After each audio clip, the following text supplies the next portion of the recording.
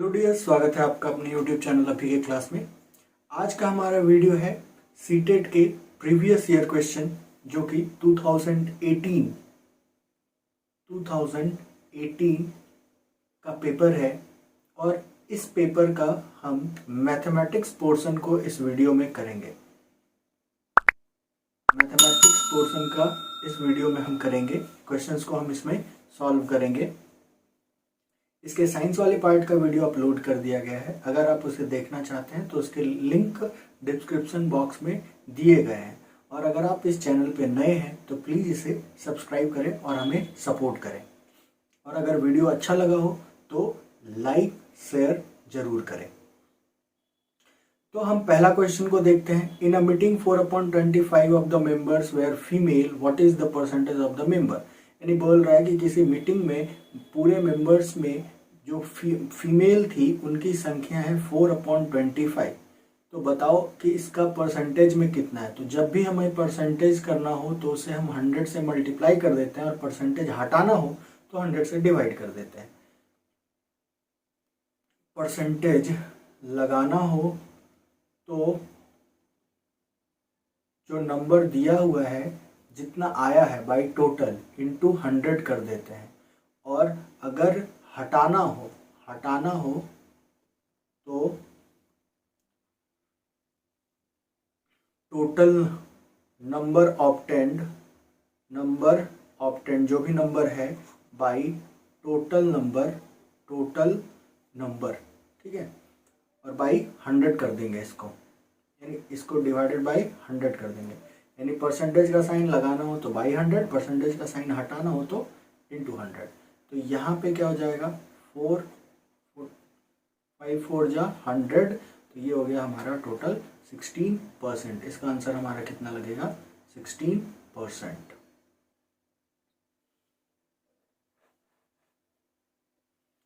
To question कह रहा है कि एक दुकान में अपनी कीमतों में 10% की कमी कर देता है। कि हम मान लेते हैं कि पहले जो उसका अमाउंट था,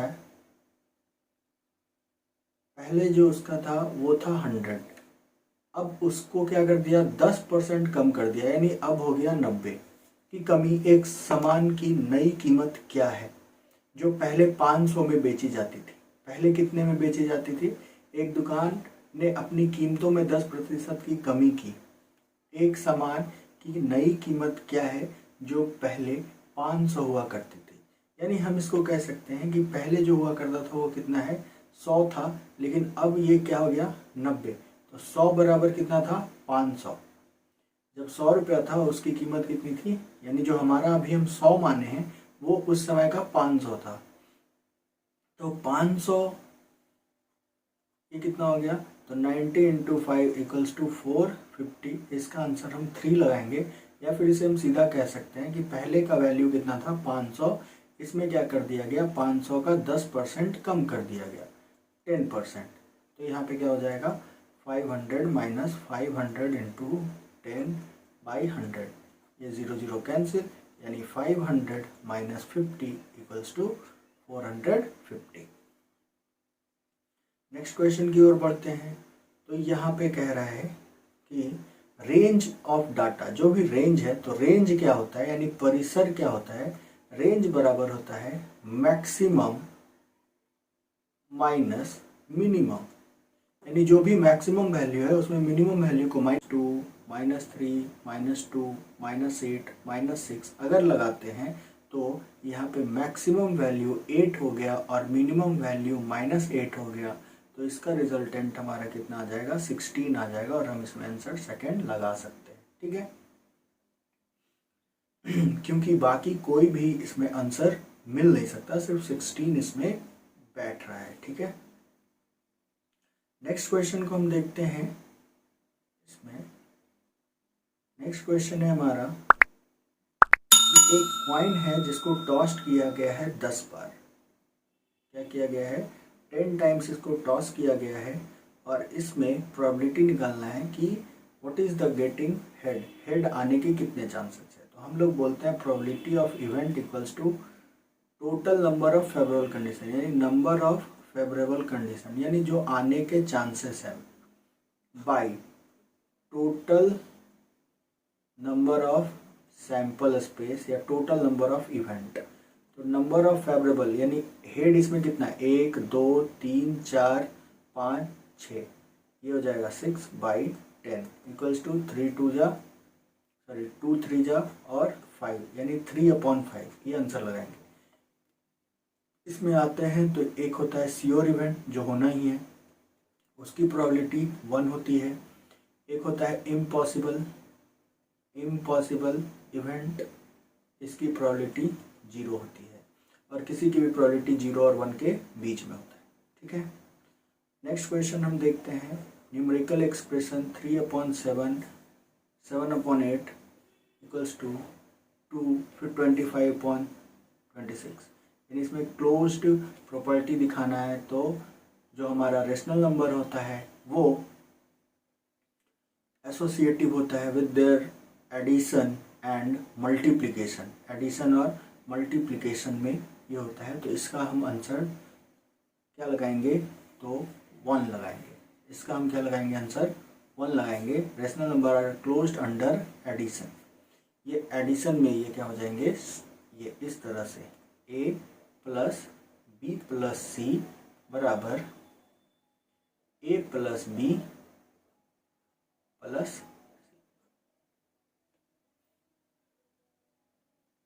नेक्स्ट क्वेश्चन है हमारा, which of the following 3D shape had don't have vertex. Vertex इसमें से कोई इसके पास नहीं होता है। वर्टेक्स क्या है, जहाँ पे दो लाइन सेगमेंट आपस में आके क्या होते हैं, मिलते हैं। इसमें कौन सा नहीं होगा, स्फेयर में नहीं है। नेक्स्ट क्वेश्चन हम देखते हैं 5/4 5/7, ये क्या है 5/7/4 5/7/3 5/7 इज इक्वल्स टू 5x-2। इस क्वेश्चन को हम कैसे करेंगे, तो 37/5, यहाँ पे ये दोनों मल्टीप्लिकेशन में होगा और ये इक्विवेलेंट होगा। तो यहाँ पे क्या हो जाएगा 4 प्लस इज इक्वल्स टू और 5x-2। अगर इसको हम सॉल्व करते हैं तो हम लोगों को पता है कि अगर कोई नंबर है उसके ऊपर पावर जो है m है और ये n है, तो ये क्या हो जाता है m प्लस n। एक्सपोनेंट का ये रूल है, अगर a to the power m divided by a to the power n है तो ये हो जाता है a माइनस n, यानी मल्टीप्लिकेशन में एडिशन हो जाता है पावर का जब बेस सेम होते हैं। ये हमारा कहलाता है बेस या इसे हम कहते हैं आधार, और इसे हम कहते हैं घात या पावर या एक्सपोनेंट। तो यहाँ पे क्या हो जाएगा, तो 5/7 यहाँ सेम है, तो 5/7 4 plus -3 is equals to 5/7 5x-2। यहाँ से हम करते हैं तो 4 - 3 equals to 5x-2, 1 equals to 5x-2, तो x इक्वल्स टू 3/5, और इसका आंसर हम 3 लगाएंगे। नेक्स्ट क्वेश्चन है हमारा 38। कह रहा है if a b c are 3 rational number where a b 3, which of the following is true।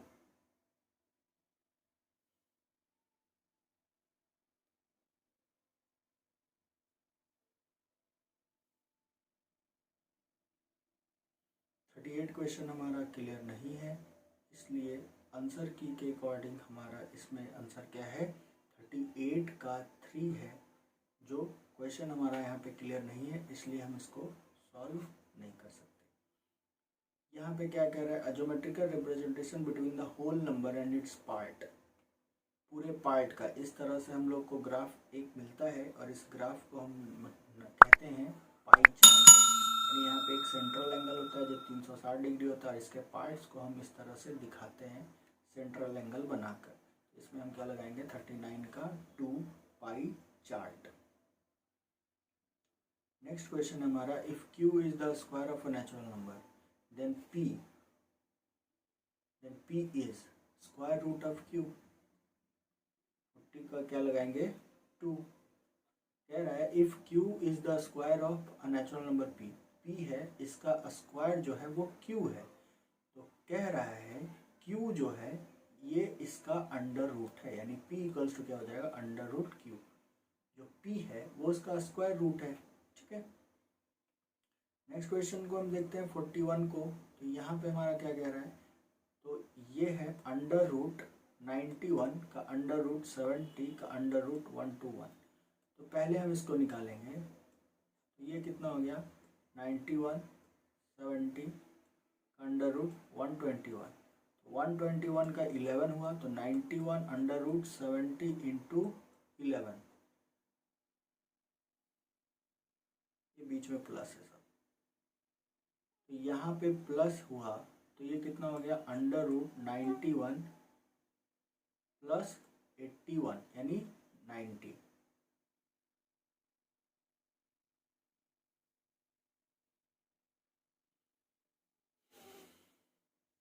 यहाँ पे plus 9 equals to under root 100, यानी इसका आंसर हम क्या लगाएंगे 10। ठीक है, नेक्स्ट क्वेश्चन है हमारा, इन अ पार्क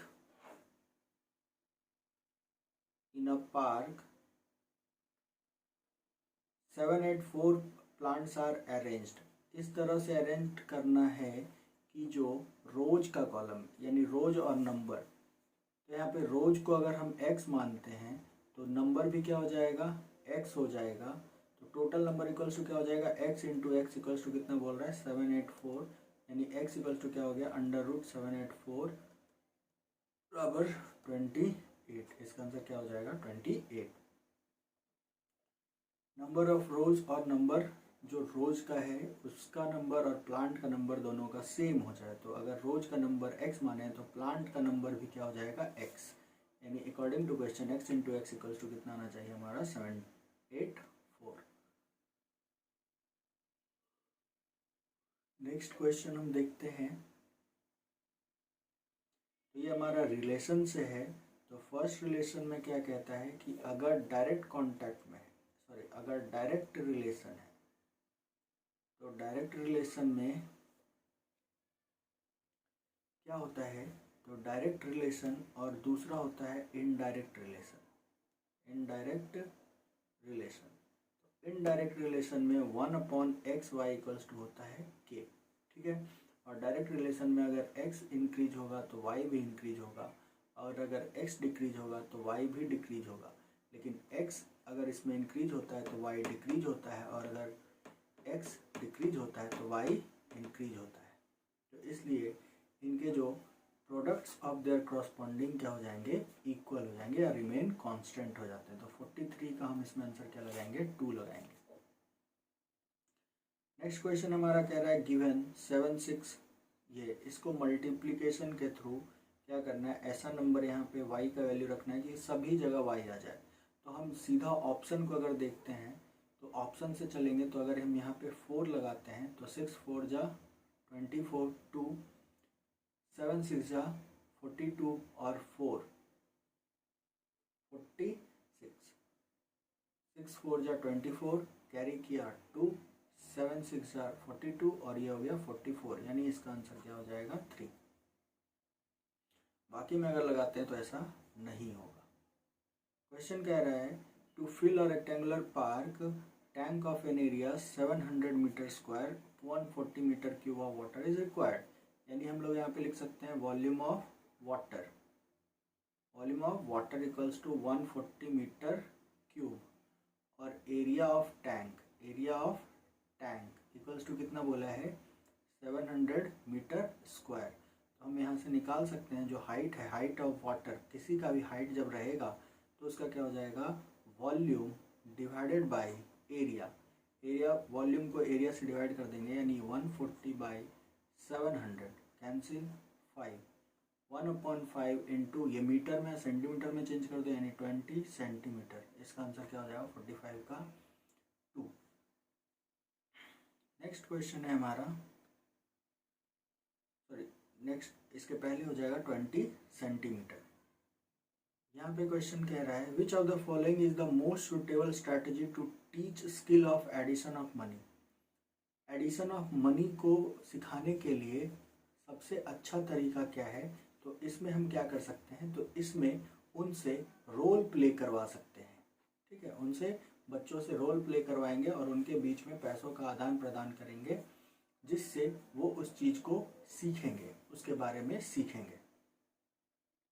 नेक्स्ट क्वेश्चन है, after teaching the concept of multiplication to add करके 192 इसका आंसर बता दें। तो बताओ कि ये जो बच्चा है वो किस तरह से सीख रहा है, यानी किस चीज़ को उसने सीखा है। इसको करने के लिए हम क्या करेंगे, तो यहाँ पे देखते हैं, the child used the wrong method to multiply, she wants to use algorithm to multiply the number. इसके जगह पे क्या है, he see not understood the concept of multiplication, उसने मल्टीप्लिकेशन का कॉन्सेप्ट नहीं समझा। या फिर the given problem in multiplication can not addition problem, she understood multiplication as repeated addition, यानी ये हमारा आंसर सही है।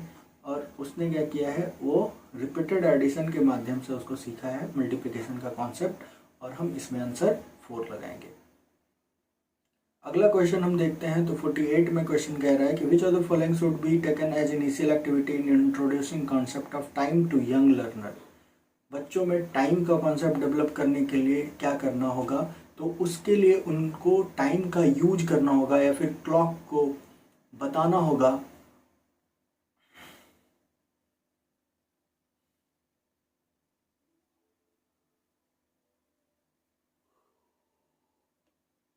तो बच्चों को जब हम क्लॉक या घड़ी देखना सिखाएंगे तो उसमें उनके अंदर टाइम का कॉन्सेप्ट डेवलप होगा। तो यहाँ पे हम ऑप्शन नंबर 2 लगाएंगे, teaching children how to read time in clock. इन सारे क्वेश्चंस को हम देख के कर सकते हैं। जो ऑप्शन अच्छा लगता है मीन्स जो प्रैक्टिकल होता है, हम अपने आप को उस जगह पे रख के देखेंगे और उसके जैसा सोचेंगे। विच of the following is not the purpose of assessment, assessment का इसमें से कौन सा पर्पज नहीं है। मॉनिटरिंग स्टूडेंट ग्रोथ, बिल्कुल, कि वो क्या सीखा है, कितना सीखा है, उसमें क्या डेवलपमेंट हुआ है, वो हम इसके द्वारा कर सकते हैं। Making instructional decision, evaluate the effectiveness of curriculum, जो करिकुलम उनको बताया गया है वो कितना कारगर है, वो कर सकते हैं। Ranking the children based on the performance के अकॉर्डिंग उनका हम रैंकिंग करते हैं और उनके अकॉर्डिंग उन पे ज़्यादा फोकस करते हैं, ज़्यादा काम करते हैं उनके ऊपर और उनको सीखने में मदद करते हैं। तो यहाँ पे कौन सा नहीं होगा, तो मेकिंग इंस्ट्रक्शनल डिसीजन, इसके द्वारा हम इंस्ट्रक्शनल डिसीजन नहीं दे सकते। तो हमारा आंसर यहाँ पे क्या हो जाएगा, 49 का 3, 49 का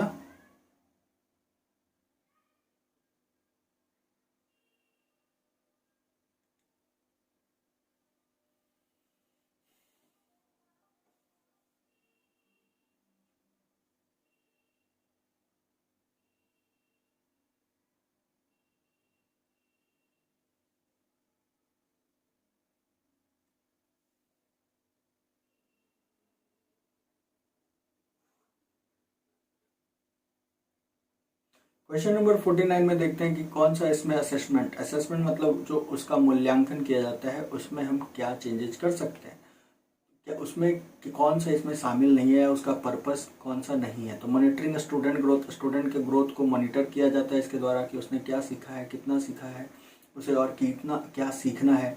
मेकिंग इंस्ट्रक्शनल डिसीजन, उसी के माध्यम से, उसी के आधार पर हम उनको निर्देश दे सकते हैं या निर्देशात्मक पहलू उनके साथ अपना सकते हैं, उनको इंस्ट्रक्शन दे सकते हैं कि आपको क्या करना चाहिए, कैसे करना चाहिए। हम उसको सिखाने में ये हमारा मदद करता है। Evaluating the effectiveness of curriculum, जो करिकुलम है, पाठ्यक्रम है, उसकी प्रभावशीलता को भी इसके द्वारा पता किया जा सकता है।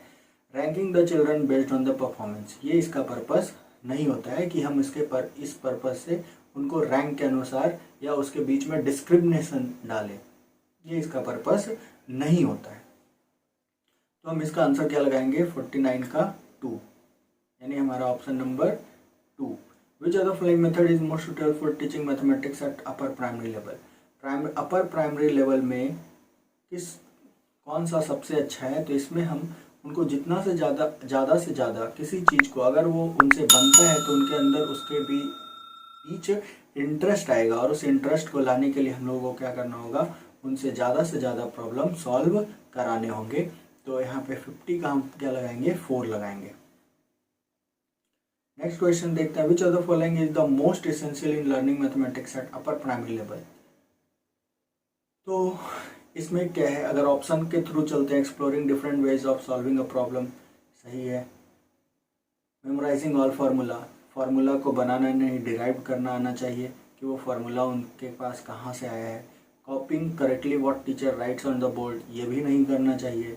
Solving a problem many times, एक ही प्रॉब्लम को बार बार सॉल्व नहीं करना चाहिए, बल्कि एक प्रॉब्लम को अलग अलग तरीक़ों से सॉल्व करना चाहिए। इसलिए हम इसका आंसर क्या लगाएंगे, 51 का 2। नेक्स्ट क्वेश्चन हम लोग करते हैं। तो इस क्वेश्चन में हमारा, the strategy of questioning are used in the mathematics class at the upper primary level. Upper primary level पे जो स्ट्रैटेजी है क्वेश्चन पूछने का, पूछताछ की रणनीति क्या होना चाहिए।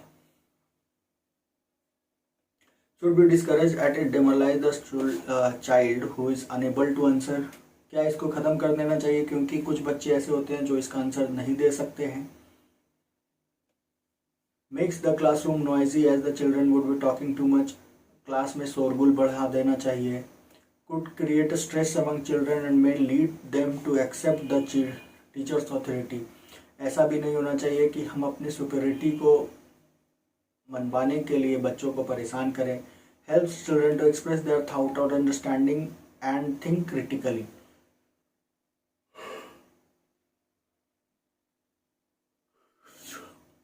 बल्कि बच्चों को क्या करना चाहिए, उनको हेल्प करना चाहिए अपने अंडरस्टैंडिंग को डेवलप करने में और अलग अलग तरीके से विभिन्न एंगल से उसको सोचने के लिए, और प्रॉब्लम सॉल्विंग कंपोनेंट उनके अंदर डेवलप हो, ऐसा हमें करना चाहिए। नेक्स्ट क्वेश्चन है 53 number, a teacher has taught measurement of area to class 8 children but many of our student are confuse between the uses of different unit of area and volume. एक teacher हैं जिन्होंने class 8 में area और volume को पढ़ाया है, लेकिन उनके जो बच्चे हैं वो कंफ्यूज हैं कि इसका जो कॉन्सेप्ट है या उसे हम कहाँ पे यूज करेंगे, इसका रीज़न क्या है। तो इसका रीज़न यही हो सकता है कि उसने वो उस कॉन्सेप्ट को, बच्चे जो हैं उस कॉन्सेप्ट को अभी अच्छे से नहीं गेन किया है। तो इसलिए children did not know the use of unit of area, the children have memorised different unit have been introduced altogether without relating them with their daily life। तो यहाँ पे ये हो सकता है कि उनके पास जो यूनिट बताए गए हैं वो उनके डेली लाइफ में नहीं है और उनसे रिलेटेड उनके पास, अगर हम से रिलेटेड कोई भी चीज़ हम उससे सीखते हैं तो वो हमें जल्दी समझ में आता है। तो ऐसा हुआ है, इस कंडीशन में क्या हुआ है कि जो भी यूनिट्स उसको बताए गए हैं उसके डेली लाइफ में उसका यूज नहीं है। तो जब हम उसको रिलेट करके बताएंगे तो वो अच्छे से समझेंगे। और इसका आंसर हम क्या लगाएंगे, इसका आंसर हम 3 लगाएंगे। Different units have been introduced all together without relating them with their daily life. Next question है हमारा, which of the following can be most appropriate aim of increasing mathematical communication in classroom।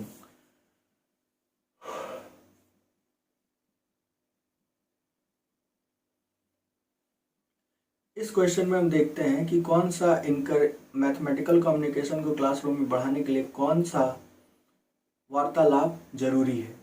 Children should be able to use precise language when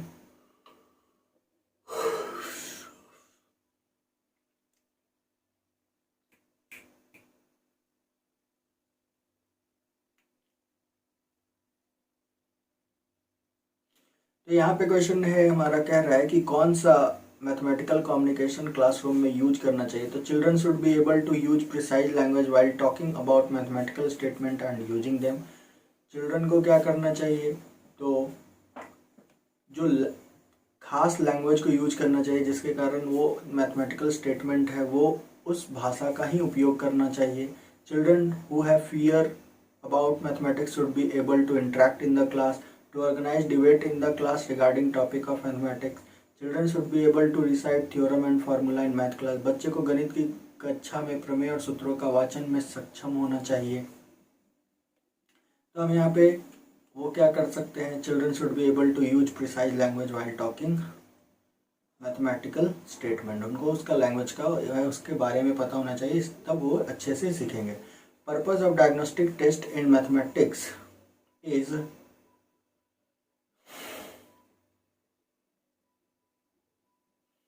तो जो हम लोग उसमें test करते हैं उसका डायग्नोसिस या उसके बारे में क्या जानते हैं, जिससे हम लोगों को क्या पता चलता है, तो जो बच्चों के अंडरस्टैंडिंग में गैप्स हैं वो हमें इसके द्वारा पता चलता है।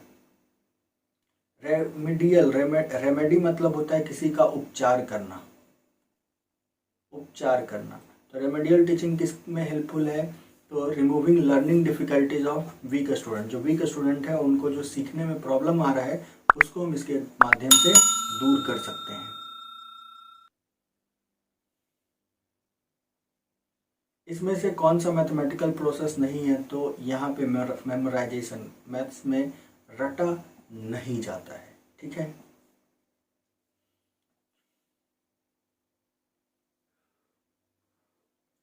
Error play and crucial role, hit and trial method कहते हैं, यानी वैल्यू को पुट करना, फिर आंसर गलत आए, फिर उसको सही करना। तो इससे क्या होता है,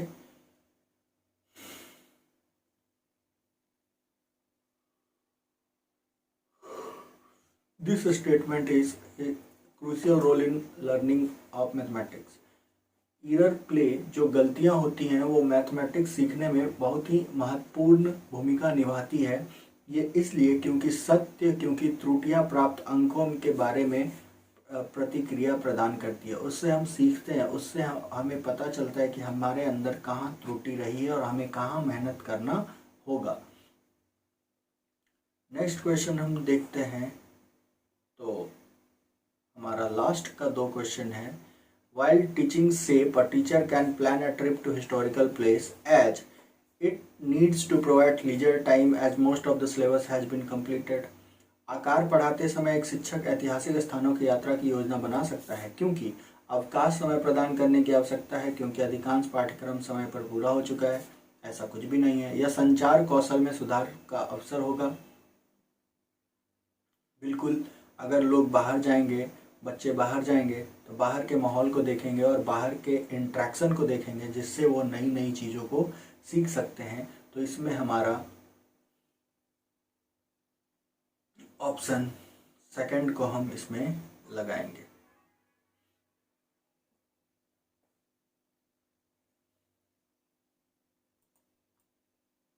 A student was asked to calculate the surface area of cube। जो कैलकुलेशन में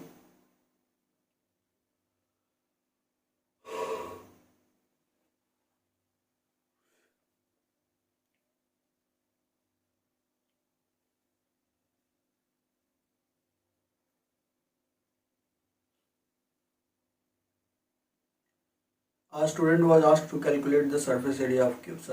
क्यूब का सरफेस एरिया उसको कैलकुलेट करने के लिए बोला गया है, लेकिन उसको कैलकुलेशन करने में दिक्कत आ रही है। उसका मेन रीज़न ये है कि उसके पास सरफेस एरिया का कॉन्सेप्ट डेवलप नहीं हुआ है, इसलिए हम इसका आंसर 1 लगाएंगे, यानी सी। बाकी उसमें understood the concept of surface area and volume, अगर वो सरफेस एरिया और वॉल्यूम का कॉन्सेप्ट समझा होता तो उसको कभी गलती नहीं किया करता।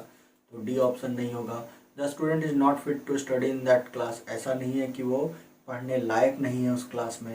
ए, the student find the class boring as he does not like mathematics class, ये भी सही नहीं है।